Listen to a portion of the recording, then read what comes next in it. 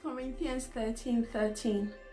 So now abide faith, hope, and love, these three, but the greatest of these is love.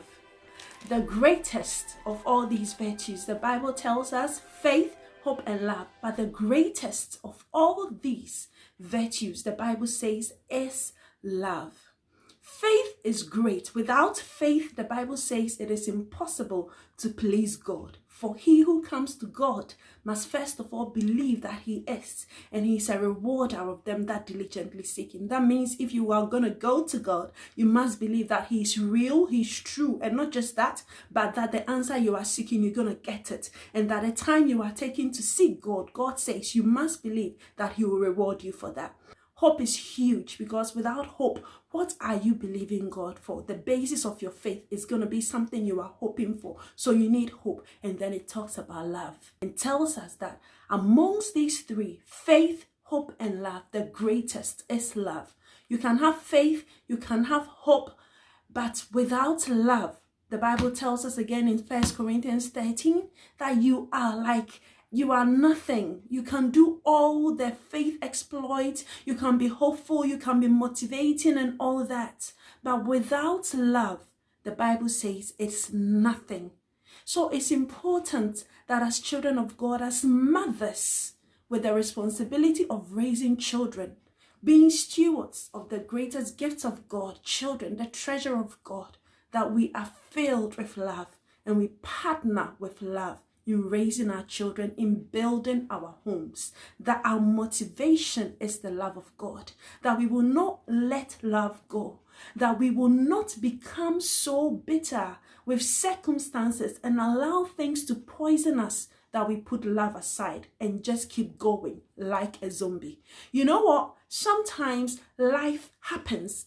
Circumstances, difficult situations happen, and if you are not careful, it can erode the love of God that is in you. You can just shut it down. But I would like to encourage a mother today, switch on your love. Turn the love on, because that is what gets God's attention. When you are moved by love, when you are compelled by love, that the things that you are doing is not out of a religious duty. That because you're a mother, you have to do this and that. That because you're a mother, a wife, a home builder, you have to do this and that. But rather, it's because you love to do it. It's because you love the people that you are serving. It's because you love the people that God has committed to you. And so you are serving them out of love.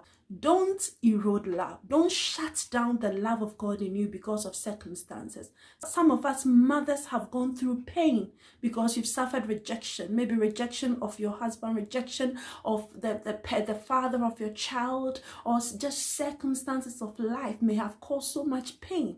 But I'd like to encourage you, reach deep within you, because as a child of God, the Bible says the love of God is shed abroad in our hearts. For the greater one that is living in you is greater than he that is in the world. Reach out to him and let his love flood your heart today. I know you may not feel it, you may not see it, you may not respond to it right now, probably because of what you are going through, but acknowledge that love is in you. Acknowledge that the love of God is shed abroad in you. Acknowledge that the greater one living in you is love. For God is love, and he is in you, and because of that, you have the capacity, you have the ability to walk in love. Choose love today. You can do it. Love is patient. Love is kind. Love suffers long. There are a lot of other explanations of love, but if you will just zero in on these three, love is patient, love is kind, love suffers long. I can talk a lot about just these virtues,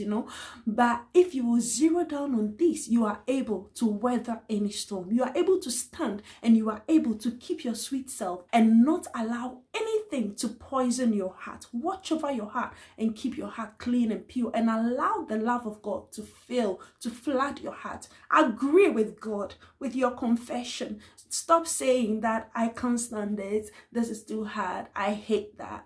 Eliminate the word hate from your vocabulary, and rather begin to partner and agree with God and say, I can do all things through Christ who strengthens me.